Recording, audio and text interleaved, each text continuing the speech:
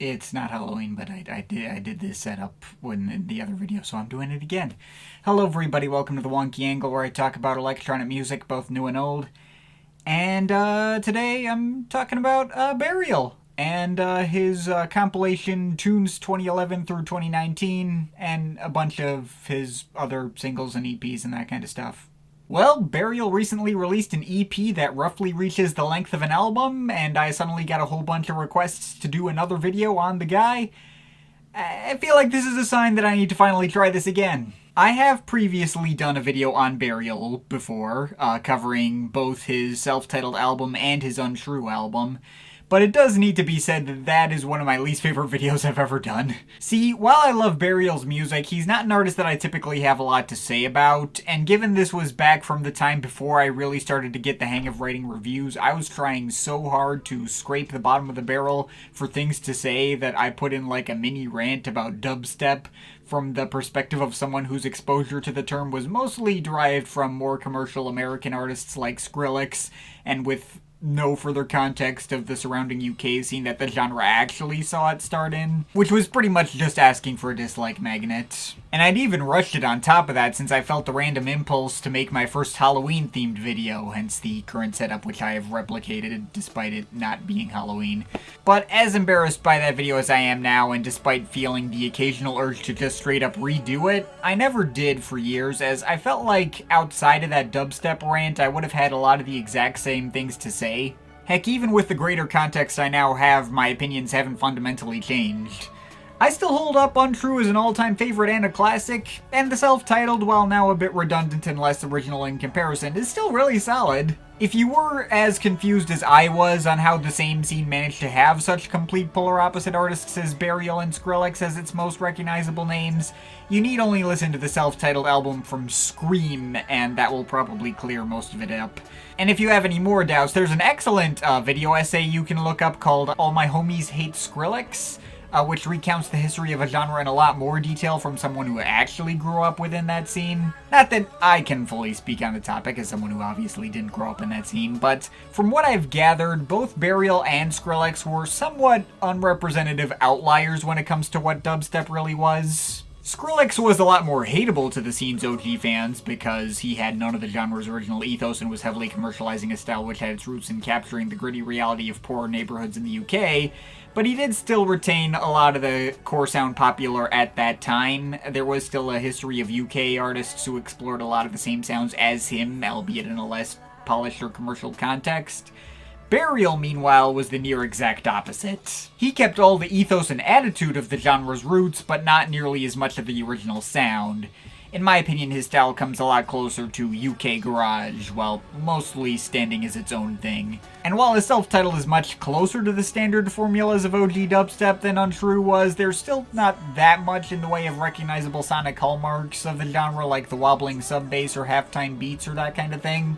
But I digress. The original point that I had been trying to make in my first video with that rant was, you don't need to know anything about the history of how an artist like Burial formed his style to get into his music, and that he's a one-of-a-kind artist with one of the most unique and easily recognizable styles in all of electronic music, in his mix of heavy, banging beats, reverb-covered, pitch-shifted vocal chops, and intense, brooding atmosphere, and I obviously very much stand by that. Anyway, now with all that correction out of the way, I nearly felt compelled to cover this big compilation of EPs here, Tunes 2011 through 2019, at the time that actually came out, but I didn't cover that either, for whatever reason. Possibly a combination of it coming out during a busy part of the year, and the fact that it was just a compilation and I don't typically cover those, or having heard a handful of the tracks from their original EP contexts and assuming I wouldn't actually have enough to say. Or maybe even that I felt like there was nowhere for him to go but down after perfecting his formula on Untrue. I don't remember exactly, but it flew under the rug. And now that he's sort of in relevant discussion again, I decided to go back, give this whole thing a spin, and report my thoughts. Like I said, I had previously heard a number of tracks off this comp since they were originally released on EPs like Street Halo, Kindred, or Rival Dealer. And I remember liking what I heard of all of them, but I also didn't remember much about them besides the fact they sounded like Burial. But hey, this comp is 2.5 hours long and has 17 tracks spread out over nearly a decade of work. Surely it'd have at least some solid discussion material. And there definitely was, so let's talk about it. So the first obvious thing to note about this comp is that it has two very distinct halves, split over its two CDs on the physical release.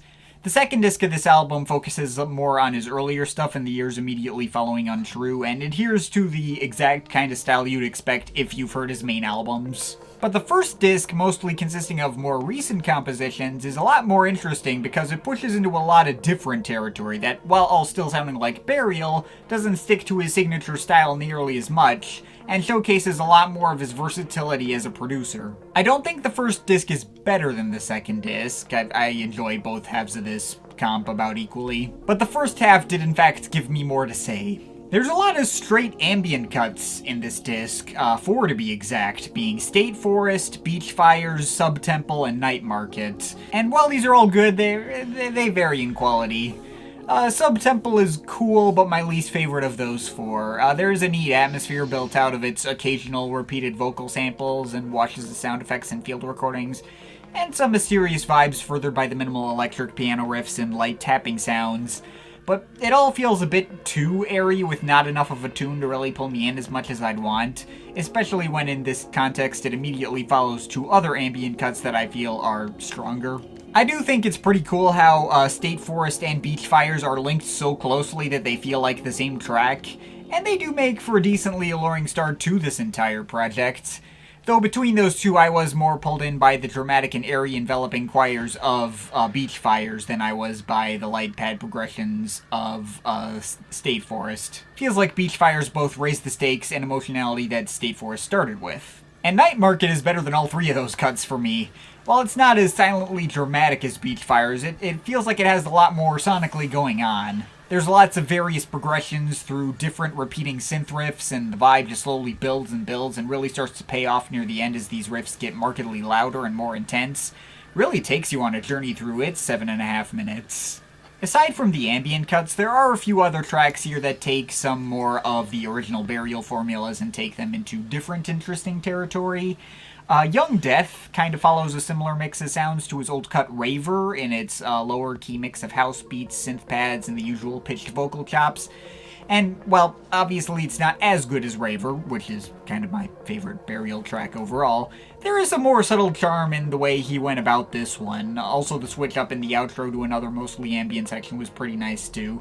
This one got better and better every time I put it on. Meanwhile, you also got something like Claustro, which is one of the most up-tempo and even poppy cuts in the bunch. Its mix of an intense filtered vocal hook, bleeping synth patterns, and an old-school jungle breakbeat was a lot of fun, and one of the catchiest cuts on the comp as well. The remaining 3 cuts on this disc are from the Rival Dealer EP, comprised of the best 2 tracks on this entire comp, and the worst track on this entire comp. The one I didn't care for was Hiders. I thought the mix of high-pitched piano samples got a little grating, and that out-of-nowhere switch up into fast-paced 80s drums felt kinda awkward. The whole track didn't really come together for me and even felt kinda out of place. I guess it's not terrible or the kind of thing that had me like itching for the skip button, more just kinda had me like, oh, okay, that was weird anytime it came on. I can see why it would have its fans, but it was my least favorite cut on the comp personally. Now the remaining 2 cuts, Rival Dealer and Come Down to Us, are excellent. Come Down to Us is an emotionally harrowing 13-minute journey through slow-moving sparse drum machines, intense choir pads, heart-wrenching auto-tune vocal samples, even some sitar loops for good measure, and its entire second half switches over to this more uplifting and triumphant sample from some kind of 80s new age movie soundtrack thing that ends up having like a vaporwave-ish feel to it. The whole track feels like it's trying to evoke ascending into heaven or something, and all of it works together great to hit all the right emotional notes it's going for. But as great as that track was, Rival Dealer is even better. The biggest banger on the whole comp, and quite possibly the hardest any Burial track has ever gone. It buries all these crashing jungle breakbeats in a sea of noise from intense buzzing bass and screeching pads that sound like horror movie strings. Of course, one more big sampled vocal hook, I'm gonna love you more than anyone. And even some more of the typical banging Burial style garage beats later on. It is legit epic. And even has time for a 3-minute ambient outro as well that has some nice emotional pianos. Cuts off a little abruptly at the very end, but still, what a way for this disc to close out, god damn. Now, the second disc of the comp doesn't give me nearly as much to say, but this is all here if you wanted him to just do more stuff in the vein of Untrue. All the same banging garage beats, chopped up vocal samples, and intense atmosphere that most readily comes to mind when you think of Burial in general. And it may not surprise you to hear that I enjoyed all of this stuff as well. Though I will admit this entire half of the comp kinda ran together for me.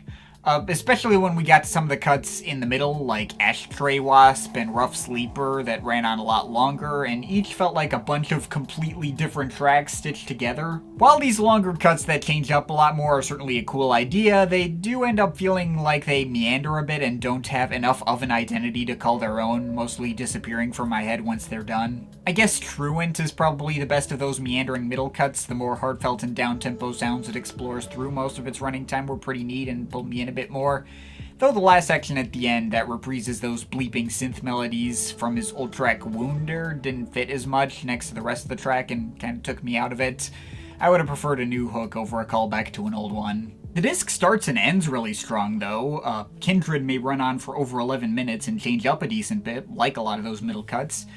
But it feels like a lot more of a cohesive whole than the others. Like one single track that evolves over time instead of a bunch of seemingly unrelated ideas jammed together. I like how it manages to stick in some wobbling dubstep bass in some parts for that darker edge, and the more melancholy vocal samples still add to the pitch black atmosphere that it's going for. And strangely enough, I tended to be more of a fan of the shorter tracks from this disc that didn't change up as much, focused on one idea and ran with it, as these cuts tended to stick in my head better.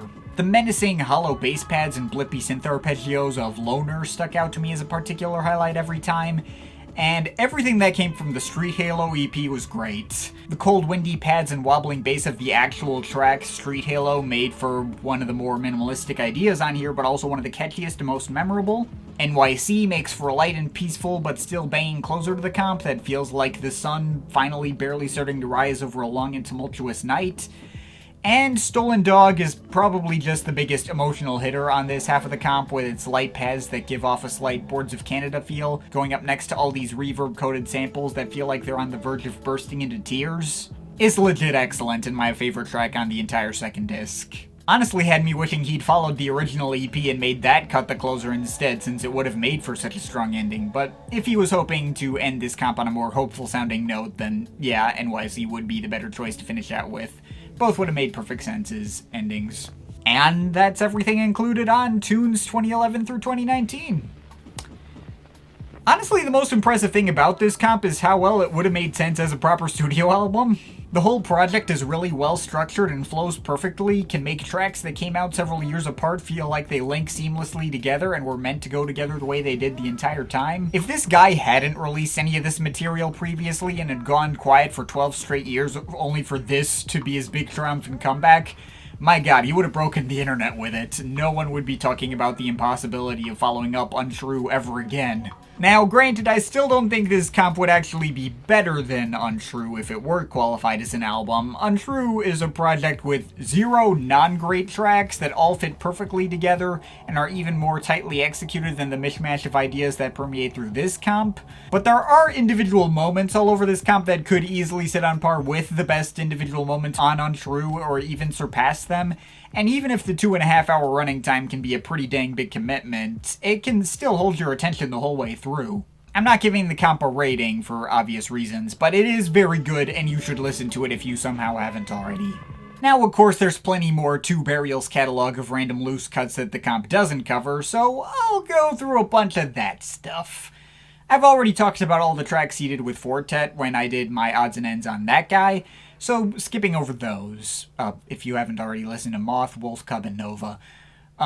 But this'll basically be my mini odds and ends on Burial. So to start with, if you want to go really far back, the 2 cuts from his debut EP, South London Boroughs, that eventually became Japanese exclusive bonus tracks on his self-titled album are both really good.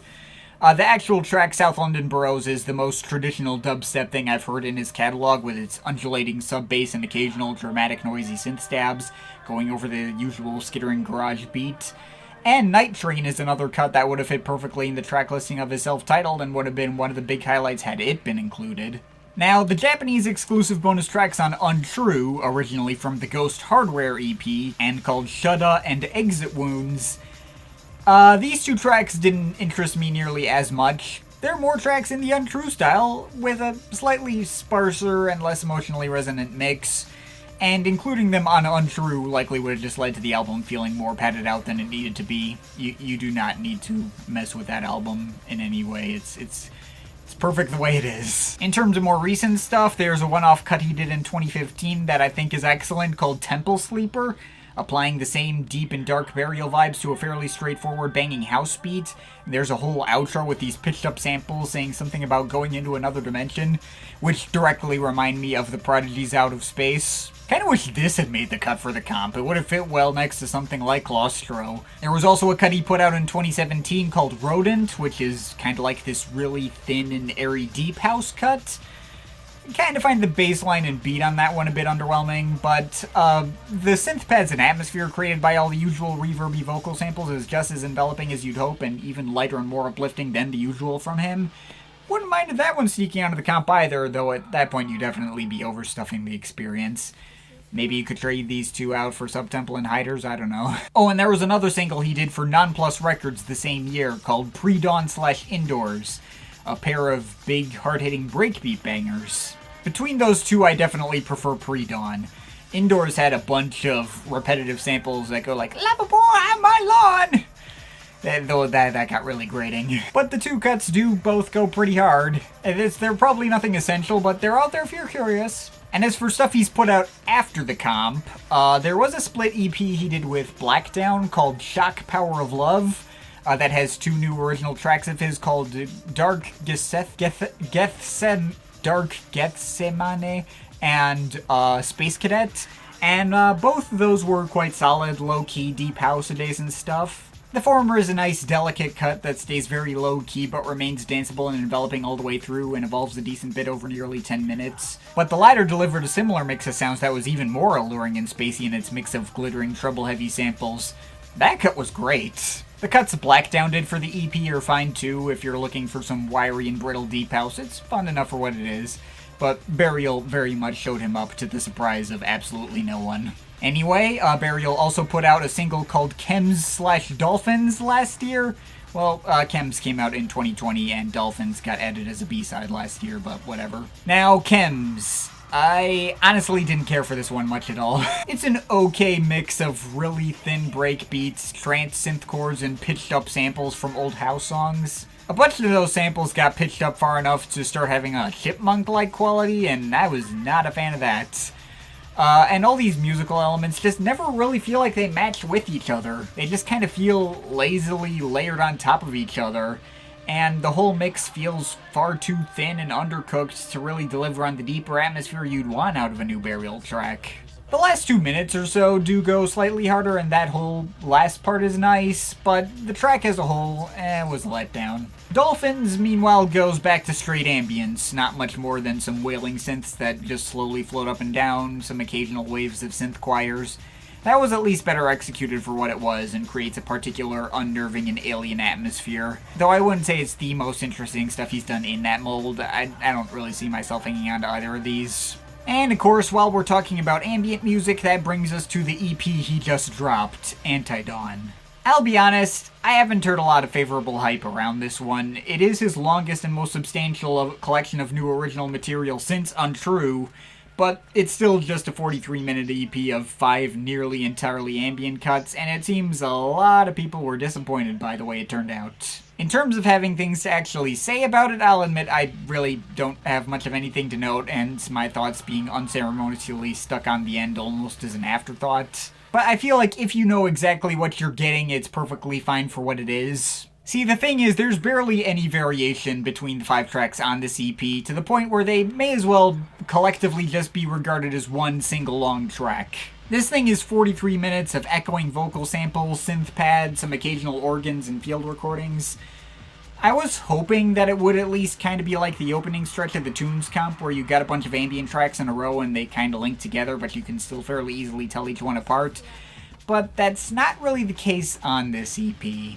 There's not much to distinguish between the ideas on a cut like Strange Neighborhood from those on Shadow Paradise or Upstairs Flat. But even if texturally it does entirely run together, it does still have the emotional core you'd want out of a new Burial project. It does carry the same sense of drama and weight the whole way through. And there are lots of moments of beauty that run through every track.